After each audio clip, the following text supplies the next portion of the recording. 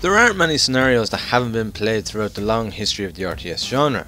We have had medieval fantasy wars between humans and orcs, sci-fi wars between humans and alien races, a power struggle between humans, mutants and robots, and even ones based off real-life historical battles and mythology. I began to wonder what kind of warring scenarios is left to bring to the RTS genre at this point. That was until I came across a game called Empires of the Undergrowth.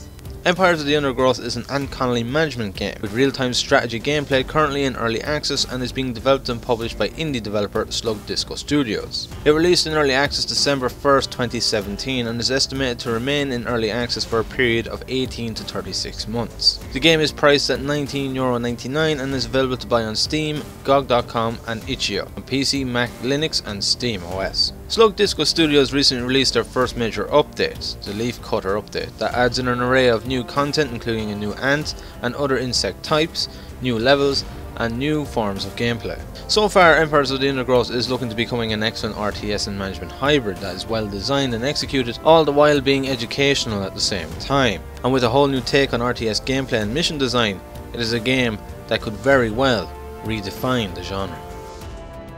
There isn't a plot to Empires of the Undergrowth as such, but rather the game follows the growth and evolution of a colony of ants that are being observed and experimented with by scientists within the farm Karyam. The game is divided into two playstyles, the first being the management side of things in the farm Karyam, and the second where you play levels in the style of real-time strategy that is narrated like a documentary. We'll start with the RTS style levels first, as a lot of the mechanics are intertwined with the farm Karyam in one way or another. The level select can be accessed through the farm Karyam. There are currently 6 levels to play that is divided between 3 chapters, each chapter containing 2 levels. Each of the levels consists of a unique scenario and objectives that must be completed, with each chapter adding in new mechanics and challenges. Chapter 1 consists of levels A New Home and Subjugation. In New Home you need to create a new nest by making the surrounding areas safe. To do this you must kill all the enemies within the vicinity. In Subjugation you need to create an army big enough to withstand the ongoing attack waves, creating worker and soldier ant nests to a total of 50 tiles each. These act as basic tutorial levels that prepare you for the greater challenges that lay ahead, and it is the levels of the second chapter where the game really starts to show its true form. Chapter 2 consists of the levels Rising Tide and Queen of the Hill.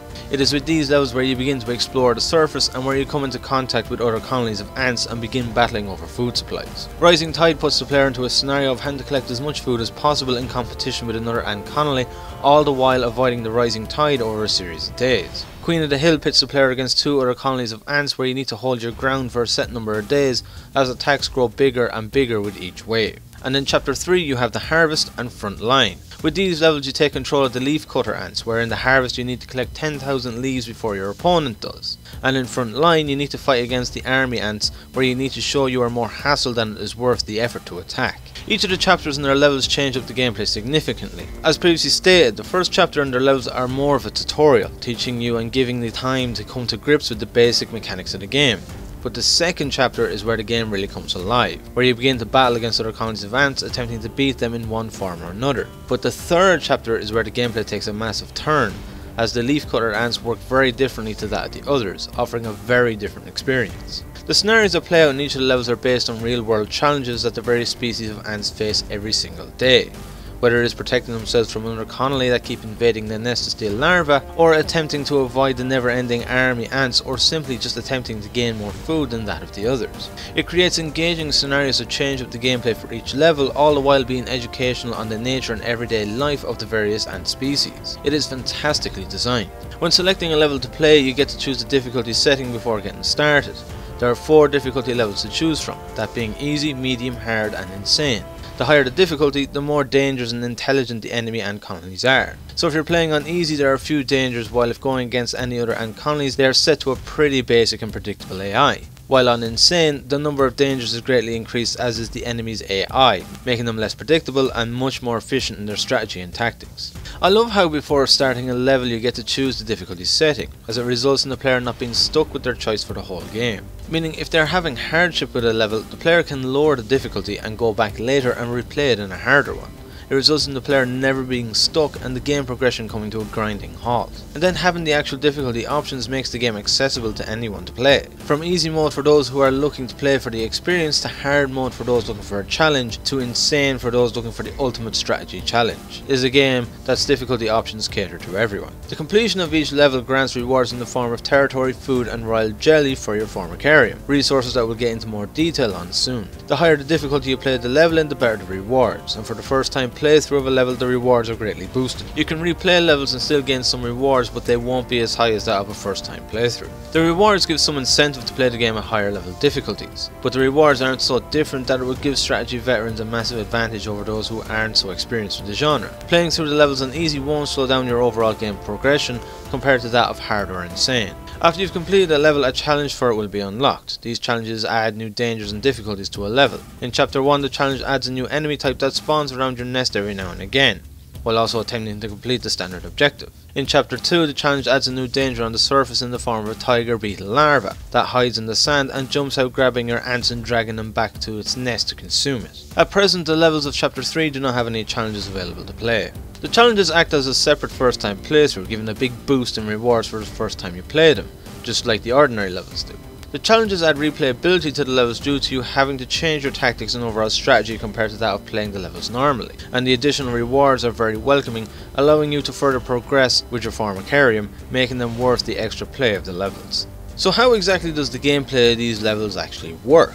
Like with any RTS game, at the start of a level you need to establish a base, or in the case of Empires of the Undergrowth, a nest. Your currency resource is food, which must be collected by ants and returned to a food chamber within the nest. Food comes in many shapes and sizes, including seeds, bugs, fish and in some cases specific enemy creatures after killing them. The food can then be used to buy chamber tiles, allowing the player to begin building up their army of ants. In Chapter 1 you will only have two types of ants available to you, which are the worker ants and the warriors. But Chapter 2 and 3 both add in a new ant type, each type having its own larva chamber tile. Before you can start placing larva chamber tiles you need to excavate an area to place these tiles down. This is done like in Dungeon Keeper, where you mark the tiles where you want the workers to dig. Upon marking them, any idle workers within the nest will begin to dig out these tiles, freeing them to be built on. Each tile placed is one single ant, which starts out as a larva and then hatches as a fully fledged ant. Additional larvae will grow on the tile until the ant that is associated with that tile dies. Upon that happening, a new ant will hatch and take its place, and the cycle begins again, assuming there is enough food for a new ant to spawn. Having the units work like this is great for the gameplay. The reason for this is that as one ant dies, another will come to take its place, and it is done automatically. This then results in the player being able to focus on other tasks at hand, like planning their next move or what to do next in the current battle. It keeps the pace of the game flowing at a pretty rapid rate, and the experience is all the better for it, as you aren't missing the action nor distracted with hiring new units. Each individual chamber of larvae acts as a separate group of ants that can then be assigned to a specific group and ordered where to go using a pheromone marker, with there being a total of 5 markers. These markers are the method used to move the ants to where you need them, so if you want them to attack an enemy group of ants or a creature, you place the marker next to them. The same applies to food sources too. The ants will continue to go to the marker location until it is removed, moved to another area, or the ants within that group are assigned to another. There is a 6th group, which is the idle group. This group is for workers who remain in the nest maintaining it and moving larvae to their chamber. If there are no workers in this group, new larvae won't grow in the chambers, as there are no ants to move the larvae from the queen to their chamber. The managing of the ants and moving them to where they need to be using the pheromone markers works very well, as it allows you to move large groups to exactly where you need them with ease. And as ants die and new ones take their place, the new ants will go directly to where the old ones were, meaning you don't need to do anything, allowing you to focus on other things. But it isn't just from a gameplay perspective, it works from the perspective of realism too, as this isn't too far from exactly how ants work in the real world. Much like in the game, in real life they use pheromone as a marker for other ants to follow, so it acts as an education of behaviour of ants as an organised community too. Along with the food chamber tiles and the larva tiles, you can build speed tiles. What these do is increase the movement speed of ants that walk across them. They are extremely useful for increasing the speed of ants going to specific chambers, such as food storage, and can make a huge difference that gives you an edge over the competition that you otherwise wouldn't have. You can also upgrade the level of tiles too, including food storage tiles, larva tiles and speed tiles up to a total of level 3. Upgrading a food storage tile increases the total amount of food that can be stored on each. Upgrading a larva tile increases the level of the ant that belongs to that tile. At level 3 you unlock that ant's special ability. And upgrading speed tiles increases the movement speed of the ants even more than they already do. In order for a tile to be upgraded to the next level, it must first be surrounded on all sides by identical tiles. This means when making chambers, it is most effective to make them in a hexagon shape, so all tiles can be evenly upgraded. The upgrade system works very well. It allows you to easily upgrade units and tiles without the busy work of having to individually click on different units or structures to find the upgrade of your choice, overall keeping the flow of the game moving at a rapid pace. Come chapter 3, where you begin to play as the leaf cutters, the gameplay takes an enormous change, due to the nature and general organisation of the leaf cutter ants being different from that of the black and wood ants. Most of the mechanics remain the same, but the difference is their food source and how that food needs to be processed, and the amount of larva chambers you can have is a little different. How it works is that the leaf cutter's source of food comes from the leaves of plants within the rainforest. These leaves can be collected by worker, warriors or magers. Magers being the new ant type that comes with the leaf cutters. Once they have a leaf or a part of one, they bring it back to the food chamber, the nest, but just having the leaves in the food chamber isn't enough for it to be considered food. With the leaf cutters, the leaves need to be moved from the food chamber by miner workers and brought to the larva chambers where they're processed into food, miner workers being tiny little worker ants. You gain more miner workers with each larva chamber you build. With the food you can then build new larva chamber, but with each new chamber, waste begins to build up within it. This waste then lowers the space within the nest and must be removed before more chambers can be built. In order to remove waste, you need to build a refuge chamber. Once built, the miner ants will continue to move the waste from the larva chambers to the refuge chambers, creating more space for you to build additional larva tiles. The change to the gameplay is a welcoming one that livens things up from a strategy standpoint. It adds an additional step to the building of your nest, along with an additional step to gathering of food. It again goes with the realism of the nature of the leafcutter ants while giving a welcome sense of refreshment to the game. Overall, the RTS gameplay and missions of the game are very well done. The game is quite traditional in that it keeps with what everyone loves about the RTS genre, while also changing enough that it doesn't feel like you're treading familiar ground. Each of the levels is unique, offering a different objective, each with its own required tactics to complete and dangers to overcome, making no two levels ever feel the same. And the writing and voice acting in the documentary style commentary are brilliantly done and fitting with the general theme and design of the game. If there was anything I could fault with this part of the game, it would be that the leafcutter missions could do with a bit more polish. The balancing with the missions is a little bit off, with higher difficulties being extremely hard. The leafcutter missions also suffer from frame rate drops that don't occur in the other missions, but again, this is an early access game and the leafcutter content isn't long released, so some issues are to be expected. Other than that though, it offers a fantastic experience. Then there's the former Karyam side of things. This part of the game acts more as a management style gameplay over the RTS levels. Here you manage your very own colony of ants, who you lead and help grow as the scientists perform ever more dangerous experiments on the colony. Here you are limited to how much you can expand your nest and limited to how many ants you have in your colony. The expansion of your nest is limited to the previously mentioned territory points. Each tile you dig out counts as one territory point. If you run out of these points, you cannot dig any more tiles, but you can gain more points by completing the missions. It might not make much sense to have such a mechanic from a standpoint of realism, but from a gameplay mechanic it works very well, as it means you need to play the missions in order to continue building up your colony, which in return stops the progression of the game becoming too quick. I'm guessing the idea of it is that while playing the missions, the time has passed by in the former Karyam, and the colony has grown in that time. The population limit of your colony starts at 100, but is increased by progressing into the next chapter of the game. In chapter 2 it is increased to 125, and in chapter 3 it is increased to 150. Having such a limit may be a bit off-putting to some players, but if the limit wasn't there, it would result in the former Karyam challenges being far too easy. So it makes perfect sense from a gameplay design choice. Not to mention having too many ants would likely result in performance issues, so it works in that regard also. Obtaining food works a bit differently in the former Karyam 2. Here you gain food as a reward for completing levels. The food is then dropped to the surface of the former Karyam, where you need to assign the ants to collect it by setting markers. Then there is the DNA tree to the former Karyam. It is this tree that the all-important royal jelly you earn from the missions comes into play. In chapter 1 you will have 3 ants that you can upgrade, that being the queen ant, the worker ant and the black ant. Each of these ants has a total of 4 upgrade abilities, 2 of which are displayed on each side of their portrait. You may choose one ability from each side of the portrait, though you can change these at any time you wish at the cost of additional royal jelly. Each ability offers a bonus of some kind depending on the type of role you want that ant type to play within your former Karyam. All the ants except the queen have 3 additional upgrades at the bottom of their portrait. These are their level upgrades, which are needed to unlock in order to upgrade their larva tile. At the beginning of Chapter 2 you unlock the Wood Ant. This ant has 2 separate DNA trees, but only one can be chosen and your choice is permanent. Each of these trees offering a specialised set of skills that are unique to each type. The same applies to the leaf cutters upon beginning Chapter 3. In addition to the separate skill trees and the abilities of each of the ants, you can also upgrade the stats of each of the ants, such as their health, attack damage, movement speed and the likes. The more stats you upgrade with each ant type, the more royal jelly is needed per additional stat. The overall design of the DNA tree is very well done. The different choices in the ants' abilities and the later ant types having different trees grants the players some choice of customization as to how they shape up their colony. And the amount of royal jelly required for each upgrade is very well balanced, where you don't need to grind your way through the upgrades by repeatedly replaying the same missions over and over again. I played each of the levels plus their challenge variations each once and had more than enough royal jelly to unlock all the abilities and upgrades of each of the ant types in my colony. And that was while playing in medium difficulty, and still had enough left over for stat upgrades too. So even playing on easy where the rewards are lower,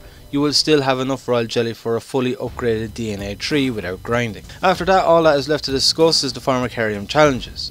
These challenges are where the scientists continue with their experiments to see how strong your queen and the colony are. To test this, they send in waves of ants and other creatures to challenge your colony to see how they hold up, with each wave and experiment becoming more difficult and challenging. It is during these challenges that the upgrading of your ants through the DNA tree and upgrading the tiles becomes essential. If you don't, your colony will quickly become overwhelmed in the challenges. Upon completing a challenge, you will unlock the next chapter, granting you a new species of ant and 2 new levels to play and complete. Upon starting the 3rd chapter, however, you are moved to a whole new Farmer Karyam and must start building your new nest from scratch. But you do keep all DNA tree upgrades. The challenges work well and add progression to the overall game. They are challenging, but if you take the time to play the levels and upgrade your colony, they aren't too difficult. So even those who aren't strategy veterans won't have any difficulty getting through them. But what really makes the challenges so enjoyable is the scientists, who you can hear talking amongst themselves as the experiments go on. And Chapter 3 adds in a little twist that certainly makes things interesting with the future of the game, and what the developer has planned for future progression in it, and experiments. It really leaves you eager for more. There are also additional modes available to play through the main menu. Free play allows the player to create any scenario that they wish through a vast array of options available to them, from the type of ant species you have to what creatures spawn on the map to the difficulty spike and so much more. There are currently 2 maps to choose from. Free play is a great addition that lets players create the scenario of their choice, making it as easy or as difficult or interesting as they want to. It grants tons of extra playtime for when you've completed everything there is currently to offer within the main game. Along with free play, there is also the Battle Arena and Alpha Demo levels. The Battle Arena places you in an arena where you get to choose what creatures are on each team. You can choose from any of the creatures within the game, not just the ants. You simply pick out what creatures you want on each side and then let the battle begin and watch as they duke it out. It's a fun little mode to play, but it also acts as a way of getting an understanding of the various creatures' strengths and weaknesses. For example, you could see how many wood ants it would take to defeat a tiger beetle. Doing this in the arena allows you to figure out a good combination of ants and how many you would need to take down the giant tiger beetle, and then you can use that tactic in the main game. So it is a mode that has 2 uses: fun and learning battle tactics. The alpha demo levels are additional levels that were a part of the alpha demo for the game. There are 4 levels to choose from, each with their own objectives to complete. They are a really good addition that gives you an extra 4 levels to play when you have completed everything else the game has to offer. It adds even more content to a game that is already full to the brim for an early access game. As a whole, the gameplay to Empires of the Undergrowth is excellent. The blend of management with the Farmer Karyam and the RTS levels works in a way that I wouldn't have thought possible. Yet the 2 merge together in perfect harmony to create something truly unique. The levels are varied and there is a consistent change to the gameplay, all the while gently adding in new mechanics and gameplay features as you progress, keeping the gameplay refreshing throughout, all the while removing the busy work and tediousness that comes with the older RTS games. And the different ant species and each having their own set of skills to choose from really add to the gameplay, giving the player some customization choices, making the colony feel like it is your own. The new leafcutter content may have a few balance issues and the odd performance issue, but they are nothing that would interfere with the overall enjoyment of the game. And if this is the kind of gameplay experience Empires of the Undergrowth is showing now, it truly has a very promising future ahead of it. The atmosphere to Empires of the Undergrowth is fantastic. Throughout the whole game, the different locations and scenarios have a brilliantly fitting atmosphere for them. While underground there's that sense of darkness and that danger lurks around every corner. It fits in so well with the sense of the vast darkness and ant-made tunnels as they dig their way through, and the track that plays during this encapsulates all of that perfectly in its numerous tones. When you have your ants scurrying across the surface, the atmosphere changes to one with a much lighter tone, where you feel like this insignificant tiny being that just entered a massive world where everything is bigger and danger lurks everywhere. The track that plays during this fits in brilliantly. It has a very busy tone to it to match the fast and busy ants, all the while adding in a sense of grand adventure, making it feel like the ants are exploring a new and unknown world. It is fantastic. And when you play as the leafcutters, the tone it takes is light but adds a sort of military note to it to symbolise the constant moving and battling that the leafcutters face as they work day and night to get leaves, all the while never forgetting the notes that add to that sense of being in a big vast rainforest. And when the ants begin to battle, the music changes to a faster, more aggressive version of the standard track that fits in with the struggle. Every instance and every musical track works perfectly together to create an amazing atmosphere to help bring the game and its world to life. It truly is some outstanding atmospheric work that is an absolute joy throughout. Empires of the Undergrowth is sheer brilliance in every possible way. From its merging of management and RTS gameplay, to its atmosphere, to its scenarios, to the fact that it is amazing fun all the while being educational. In many ways it feels almost like playing a video game version of David Attenborough's documentary series Life in the Undergrowth, but with a focus on the ants. It is a game that is being created by a team who have utmost respect for the ant and a deep understanding of their nature, and quite frankly, what better creature is there out there to create an RTS game to be based on? It is an excellent decision. The most important thing to point out with Empires of the Undergrowth, however, is its design. The RTS genre has remained largely unchanged over the years. This is what most likely played a large part in its downfall from the spotlight in the early 2000s. But the way Empires of the Undergrowth is designed with its blend of management and RTS levels, and how well it works, could very well be what brings a new era to the genre. There is so much that could be done with it, with a bit of creativity and imagination, meaning Empires of the Undergrowth could be that game that redefines this rather stale genre. Empires of the Undergrowth is a project of utmost passion, with intelligent and creative design that is both an absolute joy to play and educational all in one. If you're a fan of RTS games or just have a particular love or fascination for the Undergrowth or the ants, Empires of the Undergrowth is an absolute must play.